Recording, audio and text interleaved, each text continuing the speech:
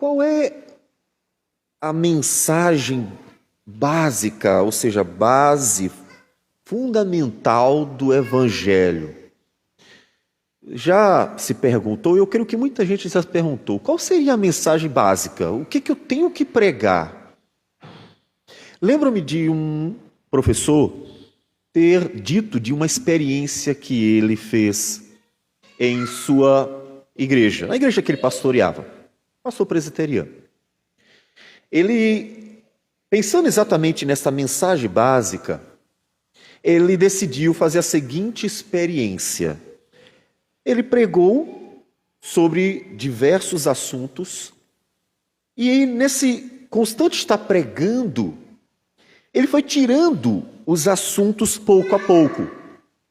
Por exemplo, ele foi tirando a soberania de Deus, ele tirou da ação de Deus, que é a providência no dia a dia, doutrinas relacionadas ao agir de Deus no meio do seu povo, como os dons, doutrinas relacionadas à nossa responsabilidade humana como marido, como esposa, como pais, como filhos.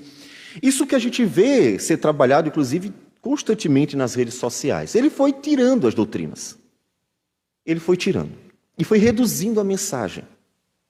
Mas sempre mantendo a cruz de Cristo, sempre mantendo Cristo Jesus em todas elas. E ele disse que em todas as mensagens sempre se convertia alguém. O que ele quer dizer é que sempre havia realmente um agir do Espírito Santo na vida das pessoas. Por último, ele decidiu tirar Cristo da mensagem. E é interessante que ele disse assim, foi o único dia em que não houve nenhum resultado da mensagem. Muito interessante a experiência dele, né? Cristo é a essência do Evangelho. Você não pode tirar. Você pode falar de amor, você pode falar para marido, para esposa, você pode falar para pais e filhos, você pode falar para a sociedade de uma forma geral, sobre política, economia, sobre tudo nesse mundo. Sem Cristo, não há resultado. Cristo é a essência. Cristo é o fundamento do Evangelho. Tirar a cruz de Cristo é simplesmente tirar a pregação da palavra. É fazer da igreja uma sociedade qualquer, uma organização de pessoas. É entreter bodes, como disse Spurgeon. Então, a cruz, a mensagem Cristo Jesus é a essência do Evangelho. E nós queremos ver isso hoje. Nós vamos para 1 Coríntios, capítulo 15. 1 Coríntios, capítulo 15. E nós vamos ver todo este capítulo. Portanto, nós vamos ter que ir realmente fazer uma leitura pouco a pouco para podermos percorrer todo o capítulo com tranquilidade e, ao mesmo tempo, no curto tempo que temos, podermos explorar ao máximo o que nos diz esse capítulo tão importante da Escritura. 1 Coríntios, capítulo 15. Nós vamos fazer a leitura inicial de apenas os 4 primeiros versículos. Diz assim a palavra do Senhor. Irmãos, venho lembrar-vos o evangelho que vos anunciei, o qual recebestes e no qual ainda perseverais. Por ele também sois salvos, se retiverdes a palavra tal como vô-la preguei, a menos que tenhais crido em vão. Antes de tudo, vos entreguei o que também recebi, que Cristo morreu pelos nossos pecados, segundo as Escrituras, e que foi sepultado e ressuscitou ao terceiro dia, segundo as Escrituras. Senhor Deus amado, bendito o teu nome para sempre, porque o Senhor é Deus e não há outro igual a ti. Não há outro além de ti. O Senhor é bom e as tuas misericórdias duram para sempre. E todas as tuas obras são igualmente santas, justas e boas. E nós, Senhor Deus, te glorificamos por tudo isso, porque também fomos alcançados por tais obras que nos atraíram, Senhor, a um viver em Cristo e para Cristo, para a eternidade. Obrigado, Senhor, por tudo. Obrigado porque o Senhor teve misericórdia de nós. Que a Tua palavra possa entrar profundamente no nosso coração, de tal modo que venha transformar-nos de glória em glória, para que nosso viver seja agradável a Ti. Receba, Senhor Deus, a nossa oração e fala conosco pela palavra, pelo Teu Santo Espírito falando por meio dela. Em nome de Jesus que nós oramos. Amém, Senhor. Amém. A carta de Paulo aos Coríntios tem muitos assuntos. Semelhante ao pastor que fez um teste e começou a abordar diversos assuntos sem tirar Cristo jamais, Paulo também fala de muitos assuntos. Mas chega um momento em que ele precisa tocar num assunto fundamental, porque estava sendo ameaçado. Essa é a principal ameaça. Inclusive, essa ameaça ela é tão séria que a carta de Paulo aos Gálatas é uma carta dura, é uma carta de um pai, um pastor, um apóstolo que está profundamente preocupado e até perplexo com o que estava acontecendo, porque era exatamente a doutrina da fé que estava sendo ameaçada. Semelhante ao que está acontecendo em Coríntios, ainda que aqui em 1 Coríntios capítulo 15, o que está ameaçando é a negação da ressurreição. A gente imagina que saduceus, pode ser que outros grupos também, estivessem influenciados, não sabemos exatamente quais, porque dentro do judaísmo já existia um grupo, que eram os saduceus, que não acreditavam na ressurreição. Na verdade, para eles era o aqui e o agora. Tanto que eles, quando fazem a pergunta a Jesus acerca de quem ficaria com aquela mulher por ocasião da ressurreição, eles fazem isso zombando, porque eles não acreditavam na ressurreição. Eles só queriam mostrar uma possibilidade de que a doutrina da ressurreição fosse algo ridículo.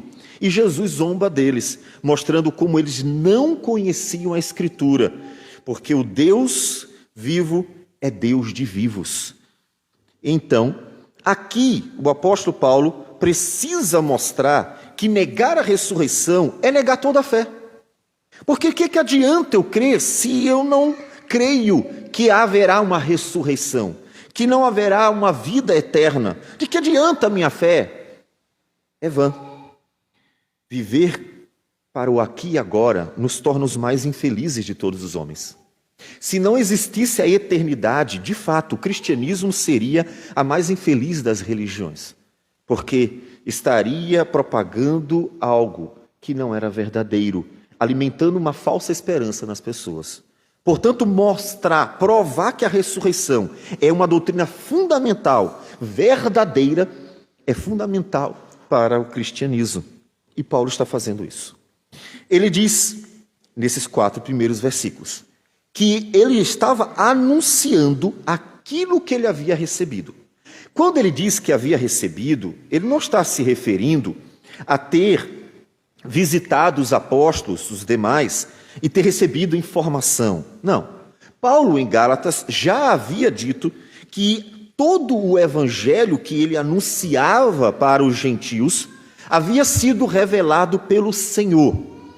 Quando, em Gálatas capítulo 1, versículo de número 15 a 17, ele diz o seguinte: quando, porém, ao que me separou antes de eu nascer e me chamou pela sua graça, aprouve revelar seu Filho em mim, para que eu o pregasse entre os gentios.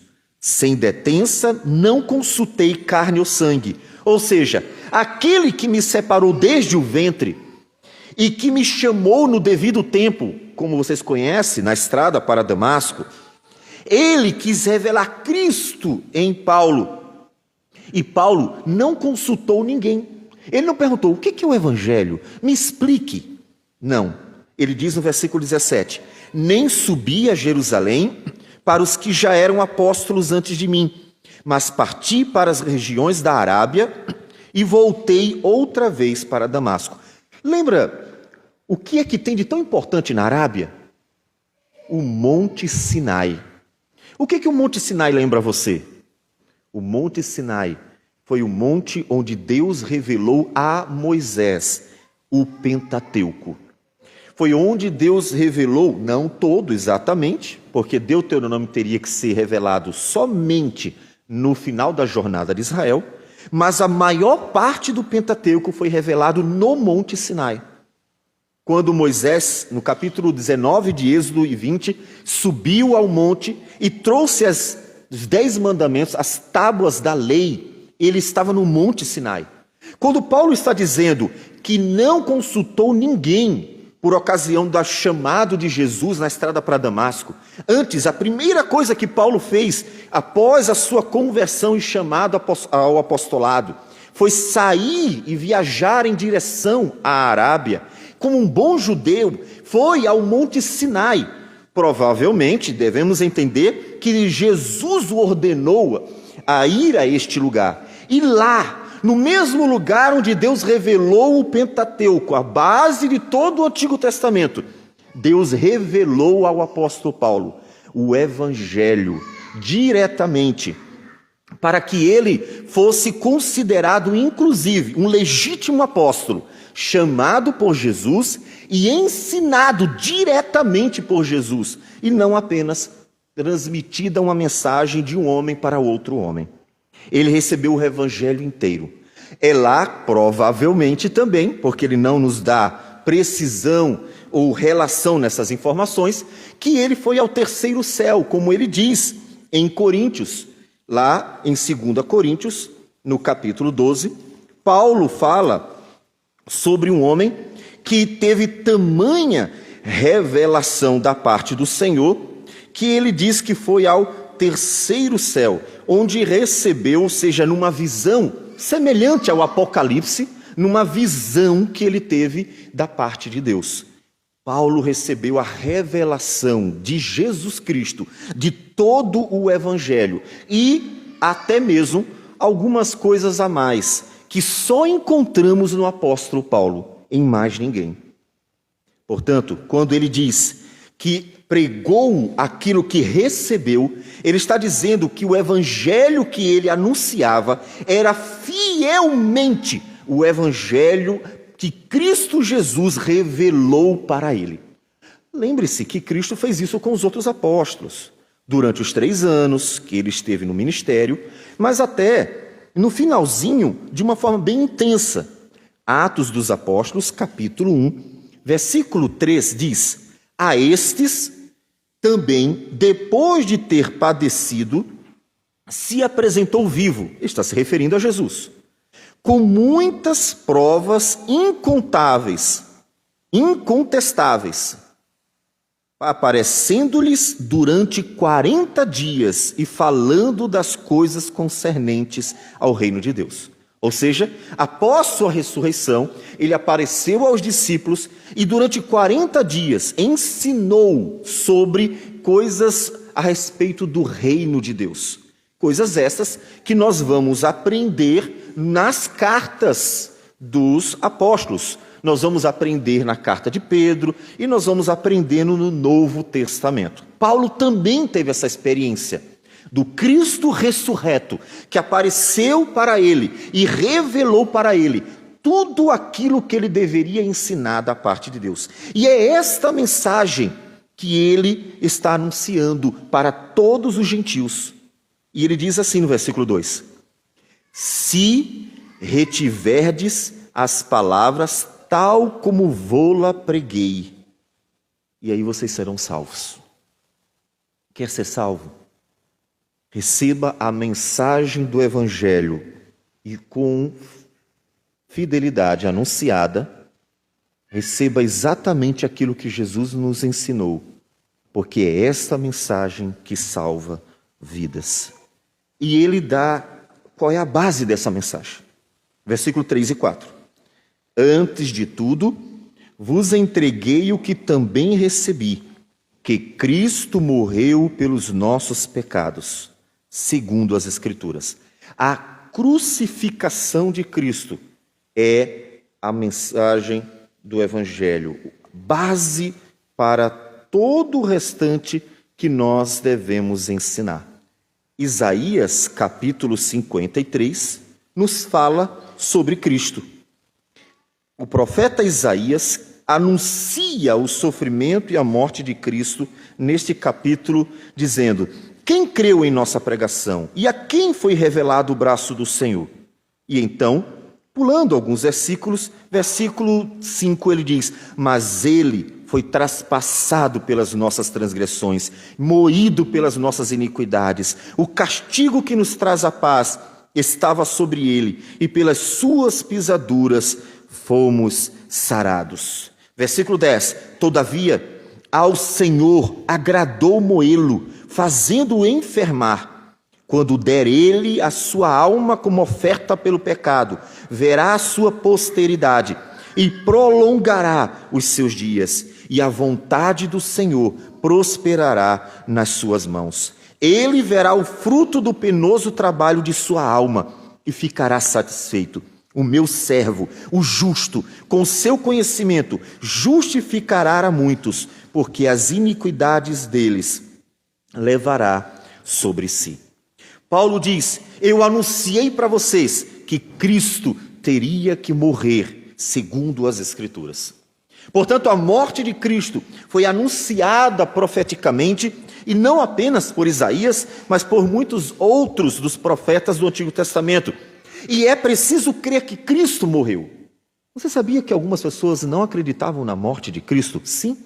Os gnósticos entendiam, espiritualizando com aparência de piedade, que Jesus não poderia ter encarnado por ser o próprio Deus. Eles diziam que ele veio em espírito, e então tudo aquilo que ele vivenciou nada mais foi do que um teatro, tendo em vista que ele não teria carne. E assim eles negavam a crucificação de Cristo como algo real, porque se Jesus não tinha carne, como poderia morrer? E é por isso que o apóstolo João, em suas cartas, ele vai combater fortemente os que negavam a doutrina da encarnação do Verbo, ou seja, aqueles que negavam que Jesus veio em carne e osso, como nós falamos popularmente. Capítulo 4 de 1 João, a partir do primeiro versículo, ele diz: amados, não deis crédito a qualquer espírito, antes provai os espíritos se procedem de Deus, porque muitos falsos profetas têm saído pelo mundo fora. Nisto reconheceis o Espírito de Deus. Todo espírito que confessa que Jesus Cristo veio em carne é de Deus. E todo espírito que não confessa a Jesus não procede de Deus. Pelo contrário, este é o espírito do anticristo, a respeito do qual tendes ouvido que vem e presentemente já está no mundo. Negar a morte real de Cristo, o Filho de Deus, Deus homem, que tem matéria e forma, e que morreu na cruz do Calvário como 100% homem, para substituir-nos, para morrer a nossa morte, para sofrer o nosso sofrimento, para pagar a nossa dívida. Não pode se negar isso, e negar isso é negar o Evangelho. Quem nega a morte de Cristo em nosso lugar, uma morte real, nega o Evangelho. Havia já aqueles que estavam negando a encarnação do Verbo e, portanto, consequentemente, sua real morte como substituto. E a segunda parte do Evangelho, veja, o Evangelho é formado de duas partes. É preciso ter as duas. Paulo vai frisar a segunda. Esse é o foco dele. A segunda parte é, versículo 4, e que foi sepultado e ressuscitou ao terceiro dia, segundo as Escrituras. A ressurreição, a vitória sobre a morte, Ele venceu a morte, ele ressuscitou, ele pagou o preço e venceu o último inimigo do homem, que é a morte, ele mesmo ressuscitando. É a segunda parte do Evangelho. O Evangelho não pode ser dividido, negando-se uma das duas partes. Ele precisa ser pregado como um todo, porque o Evangelho é a morte e ressurreição de Cristo. O Evangelho é aquele que morreu por nós, nos substituindo, e ressuscitou, porque a morte não poderia derrotá-lo, porque ele é o Deus homem e, portanto, ressuscitou para nos dar vida nele, unindo-nos a ele, para que nós desfrutássemos de todas as bênçãos, que Paulo diz em Efésios, que Deus nos abençoou com toda sorte de bênção nas regiões celestiais, em Cristo Jesus. Ele tinha que ressuscitar. E havia quem negasse a ressurreição. É interessante que aqui Paulo mostra que havia quem negasse apenas a ressurreição nossa. A ressurreição de Cristo foi real, ele voltou à vida, mas terminavam negando a nossa ressurreição. Então havia pessoas confusas a respeito do que realmente significava o Evangelho. E então vamos dar sequência na leitura, onde Paulo vai trabalhar esse ponto que é a ressurreição. Primeiro ponto, existem provas da ressurreição? Tantas provas que não tem como negá-la. Eu já falei para vocês sobre o testemunho daquele jornalista que, tendo sido ateu, se converteu, tentando antes provar que a ressurreição não aconteceu. Não há como. Paulo dá as provas, versículos 5 a 8.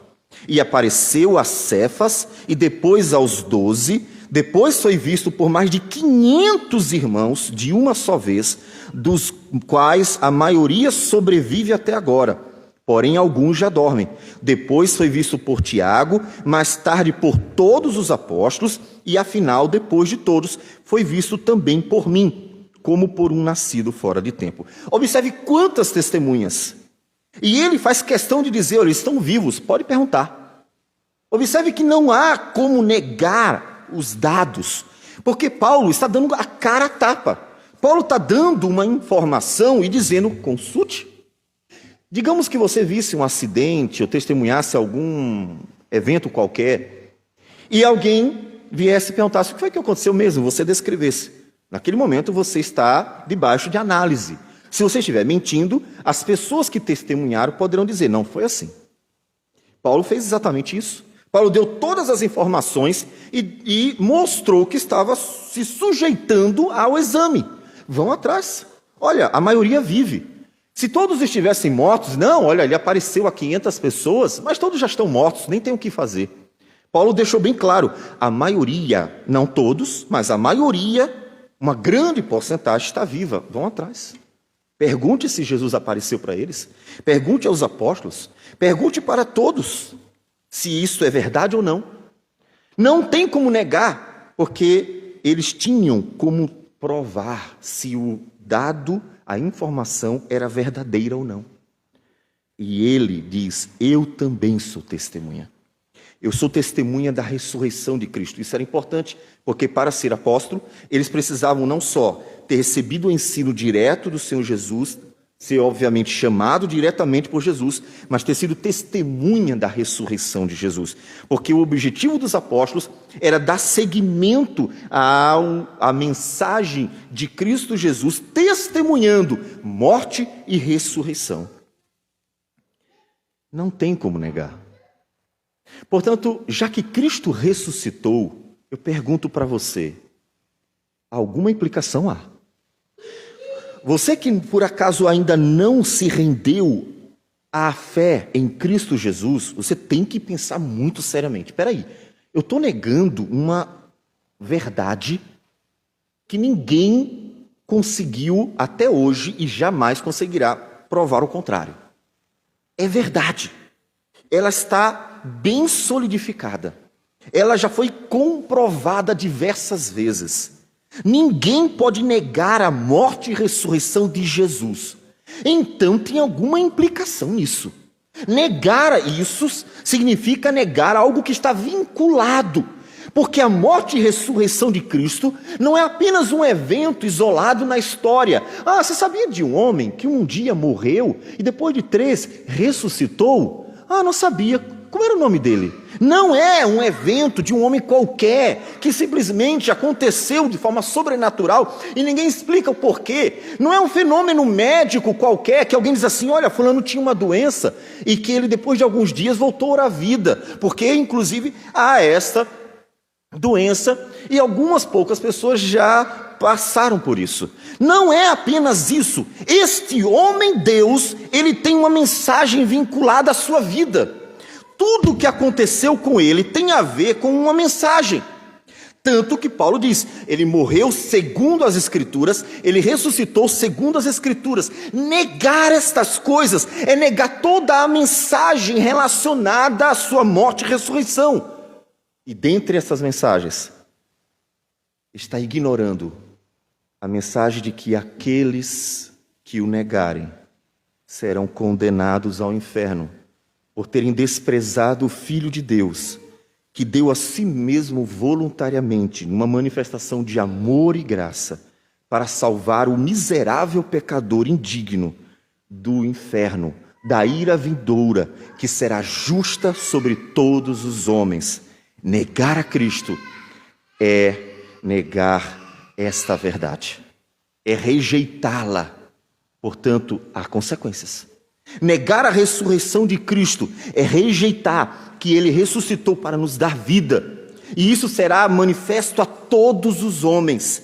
Todos verão a ira de Deus e a justiça de Deus se manifestando sobre a igreja. Todos verão que é verdade esta mensagem. Alguns sofrerão os danos da ira divina e alguns vivenciarão os benefícios da salvação eterna, mas todos verão que a mensagem é verdadeira quando ele voltar. Porque como diz em Mateus, capítulo 25, Jesus mesmo fala que por ocasião da sua vinda, quando vier o Filho do Homem, versículo 31, na sua majestade, e todos os anjos com ele, então se assentará no trono da sua glória, e todas as nações, todas as pessoas, ninguém ficará de fora, porque ele ressuscitará do primeiro ao último homem que tiver morrido, e os vivos todos terão que comparecer diante dele. Ninguém fugirá da presença do Rei da Glória, ninguém. Todas as nações serão reunidas em sua presença, e ele separará uns dos outros, como o pastor separa dos cabritos as ovelhas, e porá as ovelhas à sua direita, mas os cabritos à esquerda. Então dirá o rei aos que estiverem à sua direita: vinde, benditos de meu Pai, entrai na posse do reino que vos está preparado desde a fundação do mundo. E então dirá aos que estiverem à esquerda também. Então dirá o rei aos que estiverem, versículo 41, à sua esquerda: apartai-vos de mim, malditos, para o fogo eterno, preparado para o diabo e seus anjos. Todos verão a verdade do Evangelho chegando ao seu final. Portanto, negar a morte e a ressurreição de Cristo tem implicações. Você tem que pensar, peraí, já foi provado que aquele homem, Jesus, ele realmente morreu e ressuscitou. Só que ao redor dele existe uma mensagem. Eu preciso prestar atenção no que ele disse. Porque negar ele é negar toda a mensagem. Então haverá implicações. Mas Paulo continua. Ele no versículo de 9 a 11 fala um pouco sobre o seu ministério. Não é o foco, mas ele está mostrando que trabalhou incessantemente, dedicadamente para anunciar esta mensagem. É esta. Ele que diz que é o menor de todos os apóstolos. E a partir do versículo 12, ele diz o seguinte: ora, se é corrente pregar-se que Cristo ressuscitou dentre os mortos, como, pois, afirmam alguns dentre vós? Veja, se todas essas testemunhas já anunciaram que Cristo ressuscitou dentre os mortos, como é que algumas pessoas por aí estão dizendo, alguns dentre vós, que não há ressurreição dos mortos? Como é que alguns de vocês estão dizendo, não, a salvação é uma vida aqui apenas, uma vida boa, provavelmente. Não há ressurreição dos mortos. E se não há ressurreição dos mortos, então Cristo não ressuscitou. E se Cristo não ressuscitou, é vã a nossa pregação e vã a vossa fé.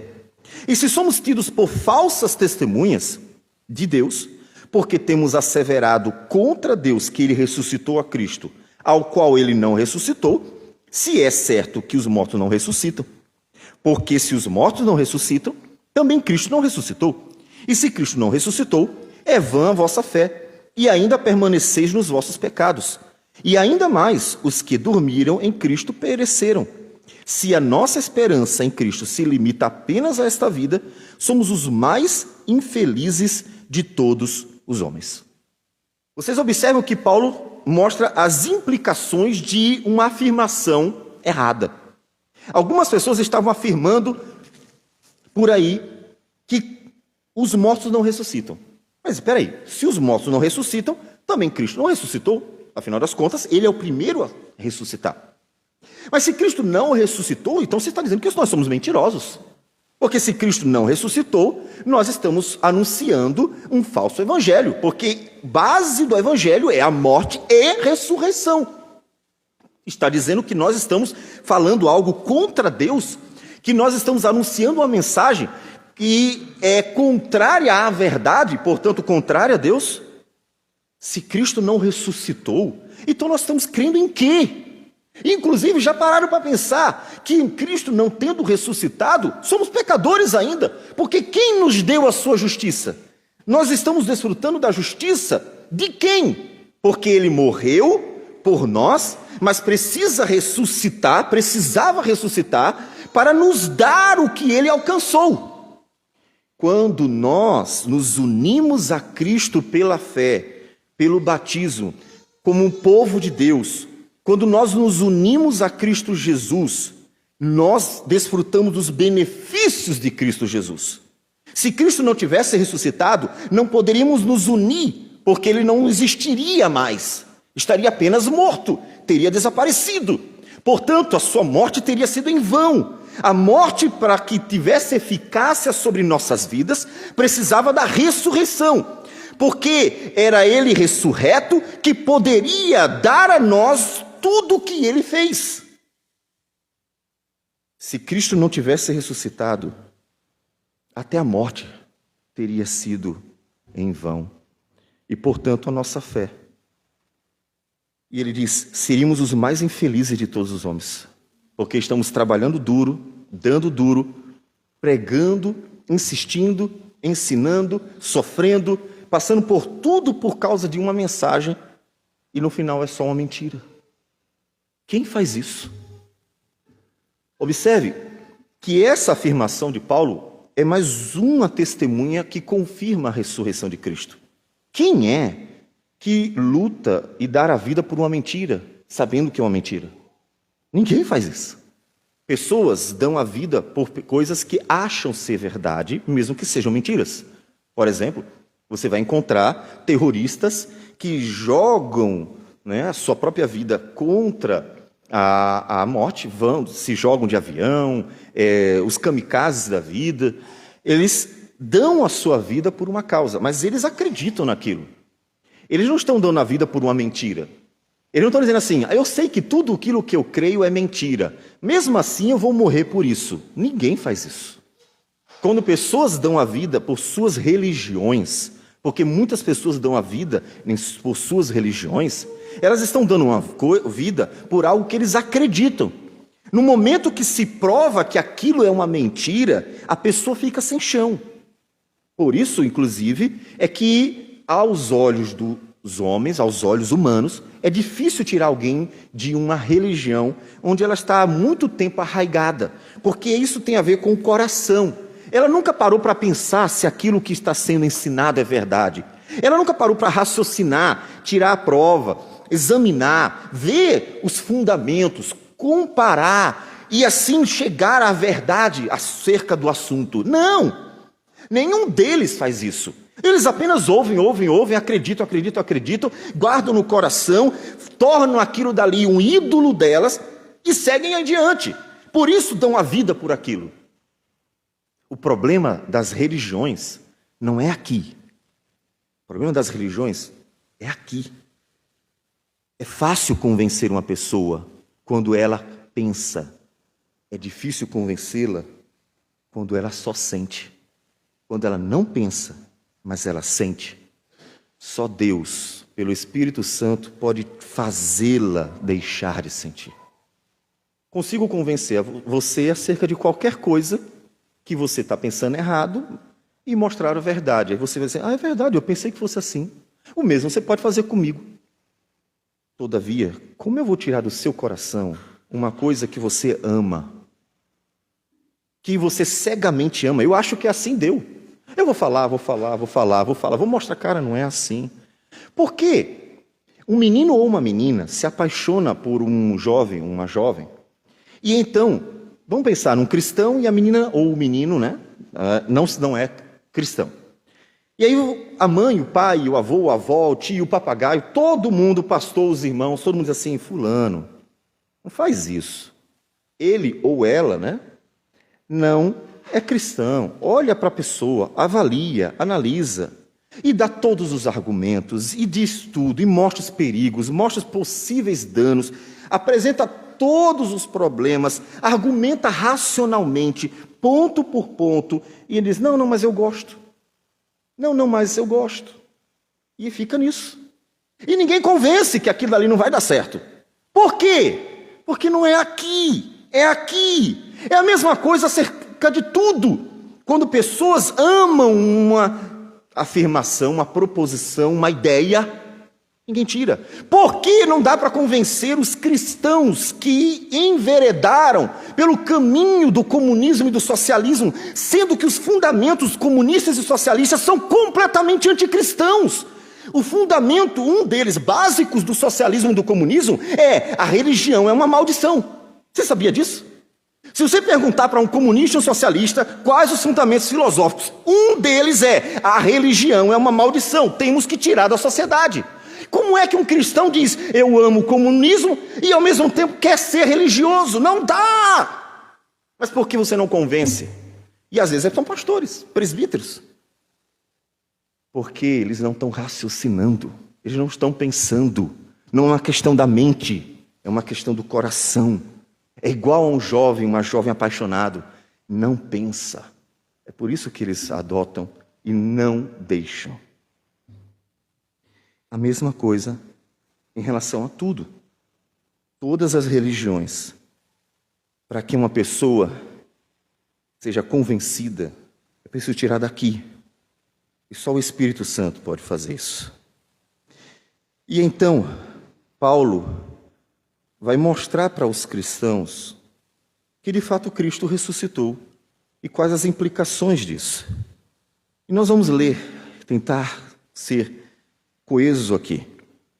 Versículo 20. Mas, de fato, Cristo ressuscitou dentre os mortos, sendo ele as primícias dos que dormem.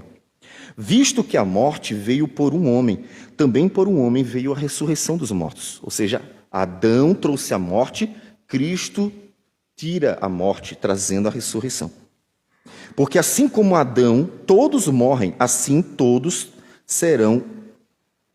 também todos serão vivificados em Cristo. Cada um, porém, por sua própria ordem. Cristo as primícias, depois os que são de Cristo na sua vinda. E então virá o fim, quando ele entregar o reino de Deus e Pai, quando houver destruído todo o principado, bem como toda potestade e poder, porque convém que ele reine até que haja posto todos os inimigos debaixo dos pés. O último inimigo a ser destruído é a morte. porque todas as coisas sujeitou debaixo dos pés. E quando diz que todas as coisas lhe estão sujeitas, certamente exclui aquele que tudo lhe subordinou, ou seja, Deus Pai. Quando, porém, todas as coisas lhe estiverem sujeitas, então o próprio Filho também se sujeitará àquele que todas as coisas lhe sujeitou, para que Deus seja tudo em todos. Então, veja que o primeiro argumento dele é mostrar que Cristo Jesus tinha que ressuscitar. Nós precisávamos disso, porque Cristo Jesus é aquele que traz a vida. Adão trouxe a morte, ele traz a vida. E o último inimigo que ele tem que vencer, ele vence as potestades, os principados. Vemos inclusive uma guerra em Apocalipse, uma luta celestial, em que o Senhor Jesus está trazendo a vitória sobre os principados e os potestades. Satanás perde o seu lugar. Olha a vitória de Cristo. Satanás perde o seu lugar. A palavra Satã, que nós já falamos, significa acusador. A palavra diabolos, um hebraico, outro é grego, significa também acusador. Então são os dois nomes, um em uma língua, outro na outra, que significa a mesma coisa para mostrar o papel de Satanás, de acusador. Aquele que quer acusar os homens para que sejam destruídos. E Jesus venceu. Por que ele venceu? Porque ele morreu no lugar dos pecadores sendo acusados. Então ele tirou o poder de Satanás. Ele venceu Satanás quando ele morreu e ressuscitou por nós. Mas ainda tem um inimigo, que ele venceu ressuscitando, mas que ainda tem que nos dar a vitória. Nós ainda morremos. Por causa de Adão, todos morremos. Por causa de Adão, existe velório acontecendo todos os dias no mundo. Mas Cristo Jesus, no devido tempo, quando vier, virá para trazer a vitória sobre o último inimigo. O último inimigo a ser derrotado é a morte. No dia que ele voltar, ele trará a vitória sobre a morte, dando-nos o último benefício que ele ainda não deu.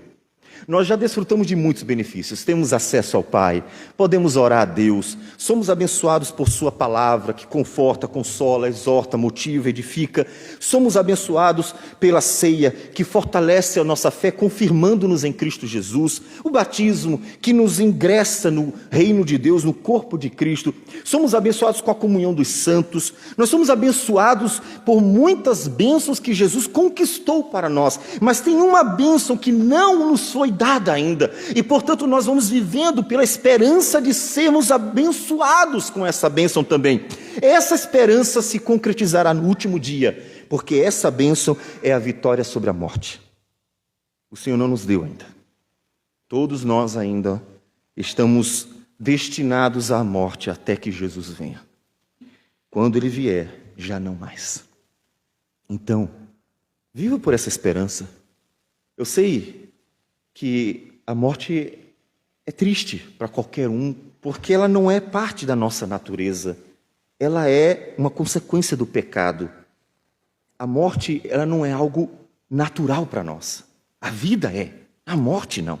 É difícil, mas viva pela esperança. Paulo, em 1 Tessalonicenses capítulo 4, de 13 a 18, consola os irmãos que tinham perdido entes queridos, dizendo: consolai-vos uns aos outros, anunciando para eles a ressurreição de Cristo. Fale para eles que Cristo ressuscitou, e que assim como Cristo ressuscitou, todos os que estão em Cristo ressuscitarão para viver eternamente com Ele. E todos nós que estivermos vivos na ocasião da vinda de Jesus, desfrutaremos de igual maneira. Ou seja, nos encontraremos. A morte para nós é apenas um afastamento temporário, porque na eternidade, quando o Senhor vier e restaurar essa criação, todos os que estavam em Cristo se verão outra vez. E viverão e compartilharão suas bênçãos e se alegrarão no Senhor. Essa é a nossa esperança. Vivam por essa esperança, para que jamais se desesperem. Paulo luta contra o desespero, anunciando a esperança da ressurreição e vida eterna. Versículo 29, ele continua: de outra maneira, que farão os que batizam por causa dos mortos, se absolutamente os mortos não ressuscitam? Por que se batizam por causa deles? E aqui surge uma série de doutrinas estranhas. Aqui não há nada de complicado. Pare para pensar em algo muito simples. Vamos para 1 Pedro, capítulo 3. O texto não é complicado em nada. Ele simplesmente está querendo dizer o seguinte, vamos ver aqui, versículo 1. 1 Pedro 3 diz assim: mulheres, sede igualmente submissas ao vosso próprio marido, para que, se ele ainda não obedece à palavra, seja ganho sem palavra alguma por meio do procedimento de sua esposa, ao observar o vosso honesto comportamento cheio de temor. O marido, que aqui no caso de Pedro não é cristão, convive com uma esposa maravilhosa, uma mulher amável, uma mulher submissa, uma mulher dedicada, uma mulher responsável. Vamos pensar naquela mulher virtuosa de Provérbios 31, uma mulher maravilhosa. Essa mulher maravilhosa, por causa de Cristo, porque ela se converteu, está dando seu testemunho na presença do seu marido, vivendo toda a vida feminina como esposa, como Cristo quer, apesar do marido não ser um cristão. E esta mulher, que vai dando testemunho, morre. Morreu aquela mulher maravilhosa. Aquele homem foi impactado por anos pela vida e testemunho daquela mulher. E aquilo incomoda muito a ele. Porque ele sabe que uma vez que eles são de religiões diferentes, algo com certeza os separará. Algo os separará naturalmente. Vocês estão em religiões diferentes, têm convicções diferentes, de destinos diferentes. Aquele homem fica incomodado profundamente. E muitas pessoas foram impactadas pelo testemunho de mártires. Nos primeiros séculos da era cristã, pessoas deram testemunhos tão fantásticos, tão perseverantes, foram ao sofrimento e morte de uma forma tão serena e continuaram firmes crendo, que isso impactou o império todo. Muitas pessoas se converteram a Cristo pelo testemunho dessas pessoas que morreram por Cristo. Então essas pessoas eram motivadas a crer em Cristo por causa dos mortos.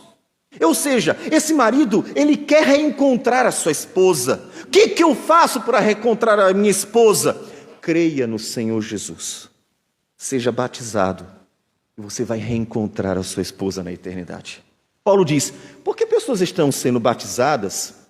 Por causa de todo o testemunho dos mortos, daqueles com quem querem viver para sempre, pelo amor que tinham para com aquelas pessoas. Se no final ninguém vai ressuscitar, está perdendo seu tempo, cara. Ninguém vai ressuscitar, então não adianta de nada. O foco aqui é a ressurreição. É a ressurreição.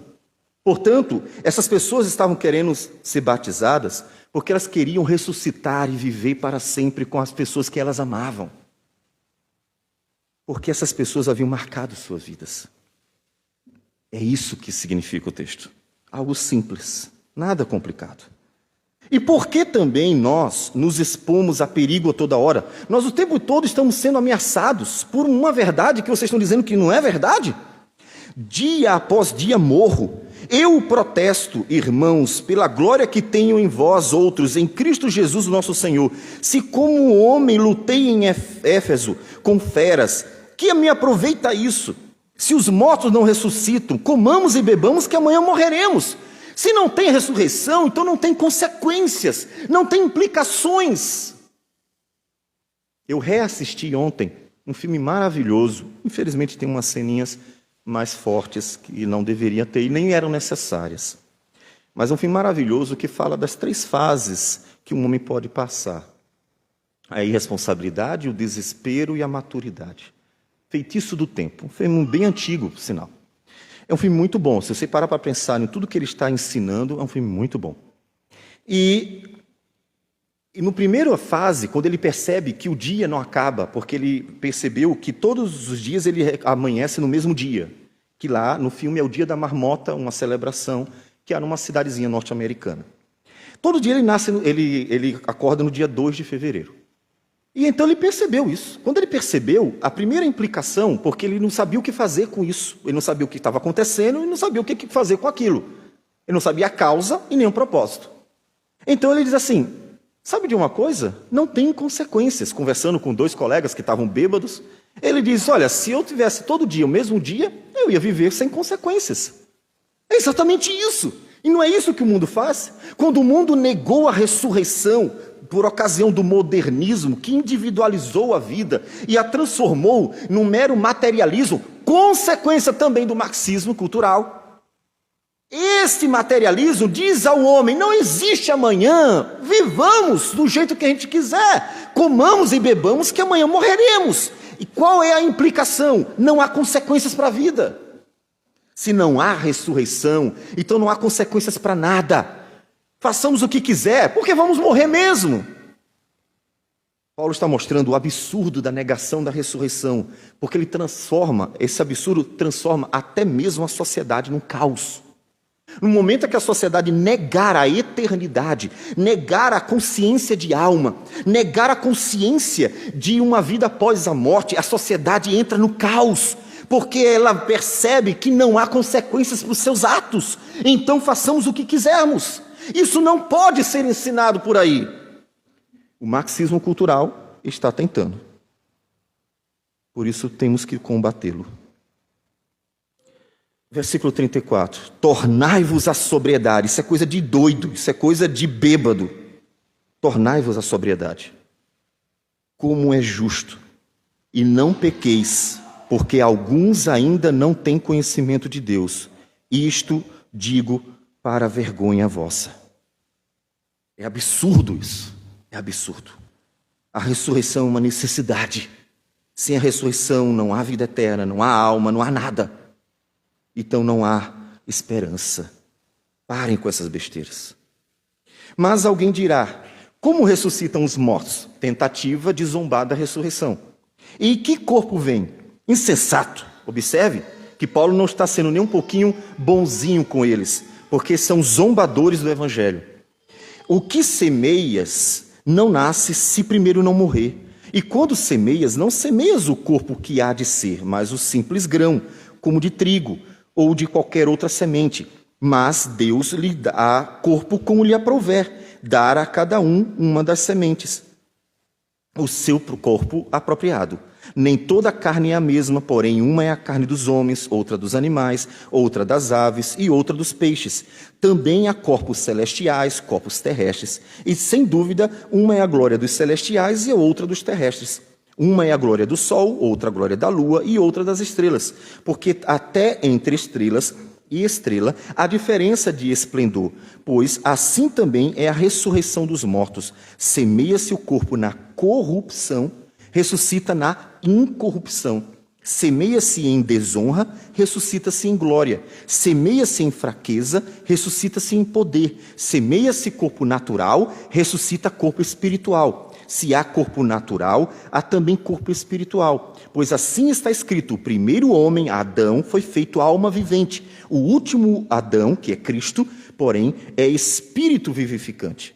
Mas não é o primeiro o espiritual, e sim o natural, depois o espiritual. O primeiro homem formado da terra é terreno, o segundo homem é do céu. Como foi o primeiro homem, o terreno, tais são também os demais homens terrenos. E como é o homem celestial, Cristo Jesus, tais também os celestiais. E assim como trouxemos a imagem do terreno, devemos trazer também a imagem do celestial. Assim como temos a imagem de Adão, temos que ter a imagem de Cristo. Aí algumas pessoas dizem assim: significa que eu vou receber um outro corpo, eu era feio e vou me tornar bonito. Não, essa não é uma esperança para as aparências. Não é isso. Paulo em nenhum momento está falando de aparência, forma do corpo. Ele está falando de essência. Ele está falando da matéria. Ele está falando de nós morrermos como pecadores e ressuscitarmos como não pecadores. Ele está falando de coisas mais importantes do que a preocupação com a aparência. Ele está falando de coisas mais importantes do que a preocupação apenas com o visível. Ele está falando da essência da natureza humana. Ele está dizendo que nós vivemos como pecadores, corrompidos e que inclusive vamos à morte por causa disso, a degradação, nós envelhecemos. Aí o envelhecimento é uma consequência natural de nós termos um corpo que vai até a morte, um envelhecimento que leva até a morte. Então ele está mostrando toda essa característica de um corpo corrompido. E diz, quando ressuscitarmos, ressuscitaremos espirituais, ou seja, não haverá mais morte, não haverá mais pecado, não haverá mais a degradação deste corpo. Não está falando de aparência. É claro que quem vai ressuscitar você. Você não vai ressuscitar igual a Gisele Bündchen, pelo amor. E nem o homem vai ressuscitar igual a um homem qualquer aí que você acha bonitão. Eu não acho homem bonitão, mas você vai ressuscitar você. O que esperamos é apenas que o corpo ressuscite perfeito. Ou seja, se alguém não tinha uma mão, Jesus restaurou a mão de pessoas no seu ministério. Não tem por que ninguém ressuscitar sem uma mão. É óbvio que ela vai ressuscitar com o corpo perfeito, o corpo todo saudável. Ele não está se preocupando com a aparência. Todos ressuscitaremos com o mesmo corpo, mas um corpo glorificado. Um corpo que já não tem mais pecado. Um corpo que não morre. Um corpo espiritual. Um corpo semelhante ao de Cristo. Você acha que Jesus ressuscitou com um corpo estranho? Então isso não é ressurreição. Ele ressuscitou com o mesmo corpo, assim como Lázaro ressuscitou com o mesmo corpo quando Jesus o ressuscitou, assim como aquele menino, o filho único de uma viúva, ressuscitou com o mesmo corpo, porque Jesus o ressuscitou. Todas as pessoas que foram ressuscitadas por Jesus nos dias de seu ministério, foram ressuscitadas com o mesmo corpo. Elas estavam ali mortas e Jesus trouxe a vida. A menina que fora ressuscitada, todos foram ressuscitados com o mesmo corpo. Do mesmo jeito Jesus ressuscitou com o mesmo corpo. Nós ressuscitaremos com o mesmo corpo, só que um corpo aperfeiçoado. Um corpo que agora está intacto dos danos e defeitos, que não está mais corrompido, que agora é santo, foi glorificado. É a essência do corpo, não é a mera aparência. Essa é a ideia.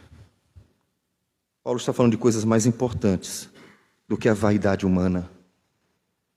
Seria muita bobagem lermos um texto preocupado só com vaidade humana. Ele está falando de algo mais importante. E o versículo 50 adiante conclui isso, mostrando inclusive que essa é a preocupação de Paulo. São implicações da ressurreição de Cristo.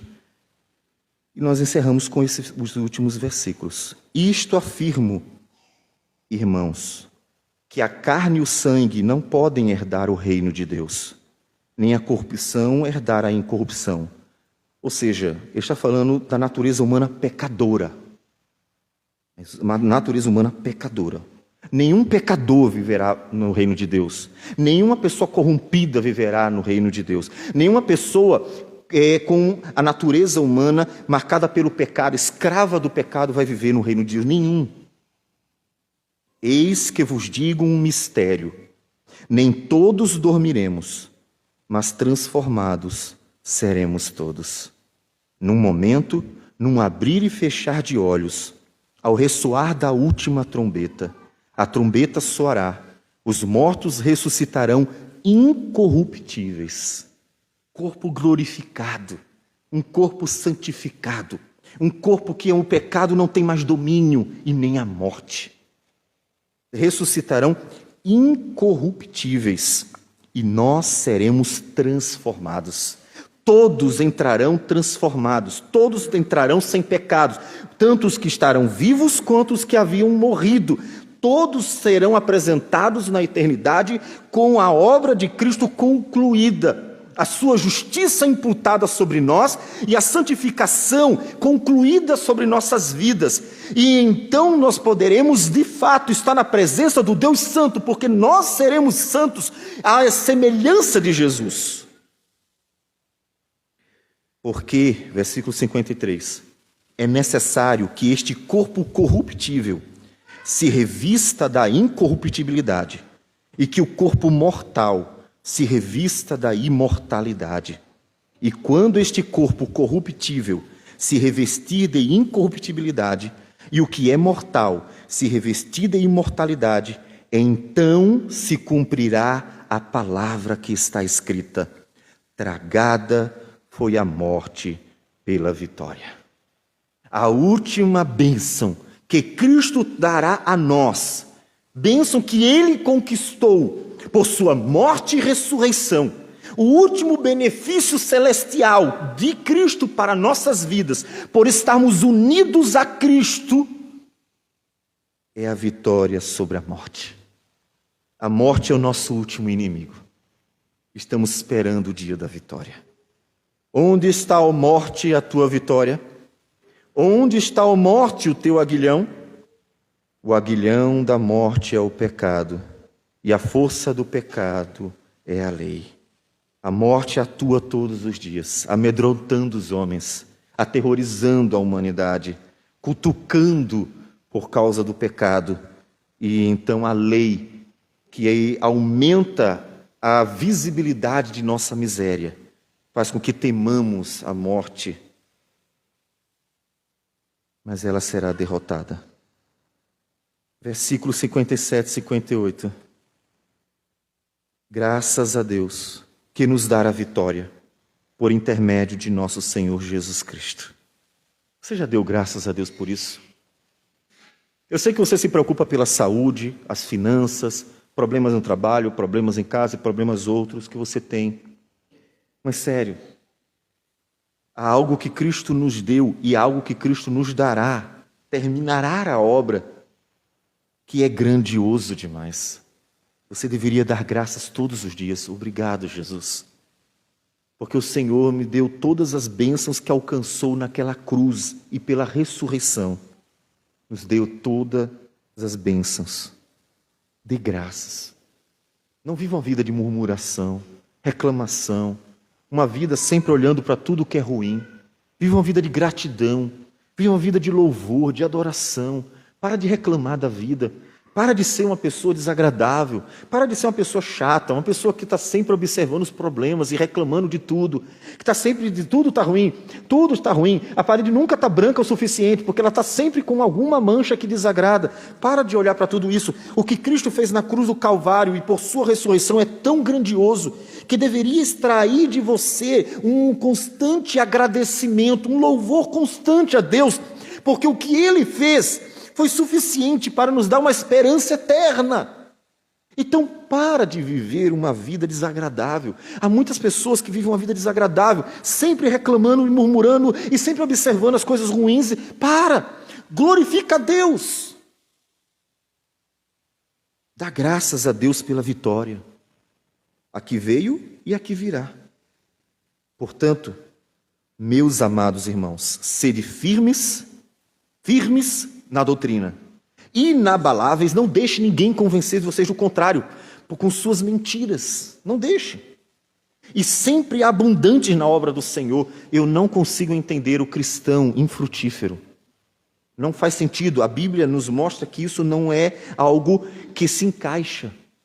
Você viu Cristo Jesus fazer uma obra tremenda e não é abundante na obra do Senhor. Não cuida das coisas do Senhor, vive uma vida relaxadamente no que diz respeito àquilo que você deveria dedicar a Deus, servir a Deus no trabalho, nos estudos, aqui na igreja, nas relações, no cuidado com os irmãos, ser bênção e não fazer nada. Você está esperando o quê no final das contas? Como é que você pode me dizer que está vivendo para a eternidade, se você vive como se não tivesse nada que fazer? Seja abundante na obra do Senhor. Ele diz que é uma implicação da doutrina da ressurreição, porque aquele que espera que Jesus ressuscite, deveria esperar que Jesus um dia cobre.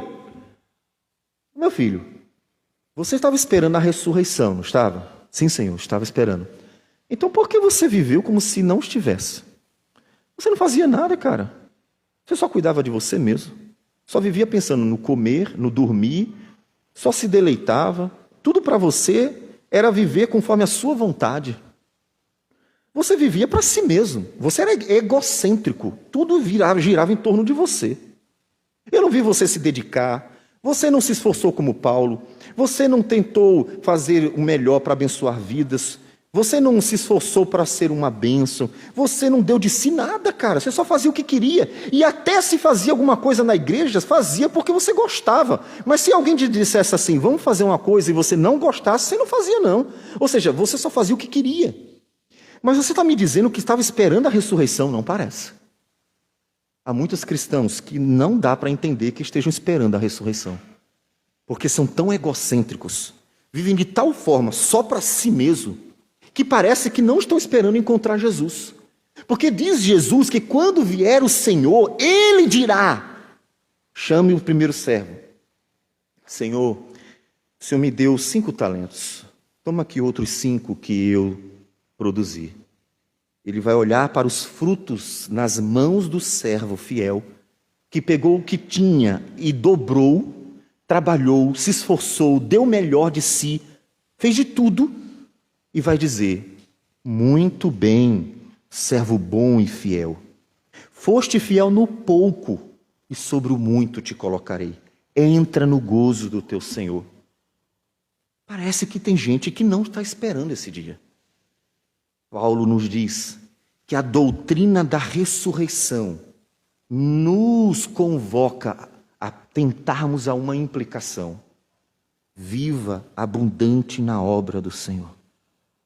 Porque se ressuscitaremos, também teremos que dar os frutos do nosso trabalho ao Senhor. E quais são os seus frutos? Quais são os seus frutos? Eu sei que você fez tudo o que você queria. Eu sei que você fez tudo o que você gostava. Ninguém faz o contrário. Todo mundo se ama. O amor próprio é algo natural, é da natureza humana, principalmente corrompida. E aí o egoísmo se mostra aí. Mas eu quero saber se você deu a sua vida pelo Senhor. Fez a obra, se dedicou. Ninguém está pedindo para você ser pastor, se Deus não o chamou. Não chamou. Ninguém está dizendo para você fazer o que Deus deu a outro. Eu não invento de tocar nada. Nem me chame, porque eu não quero estragar o grupo, está muito bem. Mas você deve fazer o que Deus deu a sua mão para fazer. E há muita gente que recebeu de Deus talentos, mas não está desenvolvendo. Aqueles talentos, e eu não me estou me referindo a dons e talentos, eu estou me referindo à parábola. É a vida, os talentos é a vida. Recebeu uma vida de Deus com tudo que tem e não está fazendo nada de proveitoso para Deus. O seu esforço é para ganhar dinheiro, sua dedicação é para alimentar a vaidade, tudo o que faz é apenas para crescer para si mesmo. A vida é vivida para si, é uma vida egoísta, é uma vida medíocre, é uma vida egocêntrica, é uma vida focada em si mesmo, porque tudo o que faz é para ter os benefícios para si mesmo. E eu pergunto, onde está a convicção da ressurreição? Porque Cristo ressuscitou e trará o seu povo e vai perguntar: onde estão as obras? Meu amado irmão, não cabe ao reino de Deus vidas infrutíferas, vidas egoístas, egocêntricas, mesquinhas, medíocres. Não cabe. Uma implicação da ressurreição é o ser abundante na obra do Senhor. Vou ler de novo. Portanto, ou seja, conclusão disso, implicação disso. Meus amados irmãos, sede firmes, convicção nesta verdade. Inabaláveis, ninguém pode derrubar esta verdade, e sempre abundantes na obra do Senhor, trabalhando para Deus como quem está esperando a recompensa, como um bom trabalhador que espera receber aquilo que fora prometido no final, espera a recompensa do Senhor. Paulo diz que trabalhava esperando a recompensa do Senhor, sabendo que era também a sua obrigação. Sempre abundantes na obra do Senhor, sabendo que no Senhor o vosso trabalho não é vão. Nada que fizermos aqui será em vão. Puxa, fizemos tanto, trabalhamos tanto, no final não tem recompensa nenhuma. Não, nada disso.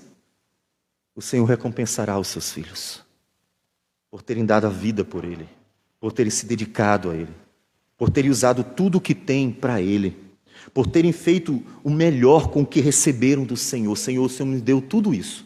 O Senhor me deu casa, carro, dinheiro. O Senhor me deu talentos, conhecimento. O Senhor me deu energia. O Senhor me deu benefícios. O Senhor me deu uma série de coisas. Eu tentei fazer o melhor com tudo. É isso que Deus quer de nós. Pegue tudo que Deus deu a você e faça o melhor para Ele. Porque Ele que nos deu, vem dEle. Então dê o melhor. Como Davi diz em Crônicas 29, Senhor, as ofertas voluntárias que nós estamos dando veio das tuas mãos e nós devolvemos. Pegar tudo que Deus nos dá e faça o bom proveito na obra do Senhor. Porque essa é uma implicação da ressurreição. Cristo ressuscitou para nos dar vida eterna. Então, viva como quem está esperando Ele voltar, esperando a eternidade, porque essa eternidade é para onde nós estamos indo.